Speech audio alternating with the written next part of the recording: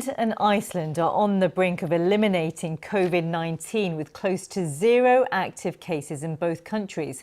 Both are geographically isolated with small populations. Big advantages in fighting COVID-19. However, they've taken very different strategies with similar success. Let's start in New Zealand, which has had over 1,500 cases and 22 deaths. The Pacific Island nation of 5 million people implemented one of the toughest lockdowns in the world, shutting its borders, closing schools and workplaces. At its peak, New Zealand scored 96 out of 100 in Oxford University's stringency index, 100 being the toughest response. Well, the government, led by Prime Minister Jacinda Ardern, has received global attention for her clear and decisive action. Here's one headline from the New York Times. Jacinda Ardern solved a drastic lockdown with straight talk and mum jokes.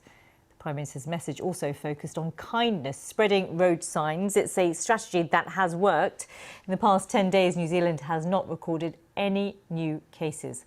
Well, according to this study by New Zealand's Otago University, it's on track to declare itself COVID-free in 3 weeks' time. More from New Zealand's reporter Paulina Lau. New Zealand has currently one active case of COVID-19 remaining, and there have been no new cases confirmed for the past 10 days in a row. I think the success has been largely down to the government's decision to go into full lockdown early on. New Zealand had its first case confirmed at the end of February, and within a month, the country was in full lockdown at level 4. What this meant was only essential services were running, so hospitals, pharmacies and supermarkets. Everything else had to be closed, including any takeaways or food delivery services, and people were urged to stay home. These rules were very, very clear. They were on TV, they were on ad breaks, on radio and on online platforms as well. So it was very clear as to what people were and weren't allowed to do. New Zealand also closed its borders, and any nationals returning home had to be put into mandatory quarantine. This meant that the government could contain the cases, track any new ones and alert those who were affected, and eliminate community transmission. So when this was achieved, we moved out of level 4 lockdown and into levels with fewer restrictions. We've now been in level 2 for just over 2 weeks, and the economy has more or less opened up again. Everything is back up and running.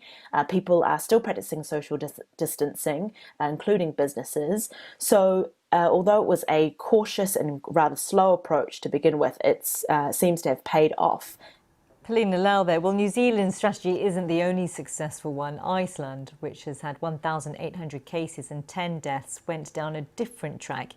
It never imposed any lockdown whatsoever and instead implemented a strict policy of test, trace and isolate.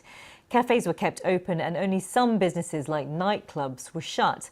Well, according to that Oxford University stringency test, the Nordic country scored only 53 out of 100 for its measures. That's about half that of New Zealand. But it is a strategy getting international recognition. This New Yorker article says it didn't just manage to flatten the curve, it virtually eliminated it. Only a handful of active cases remain.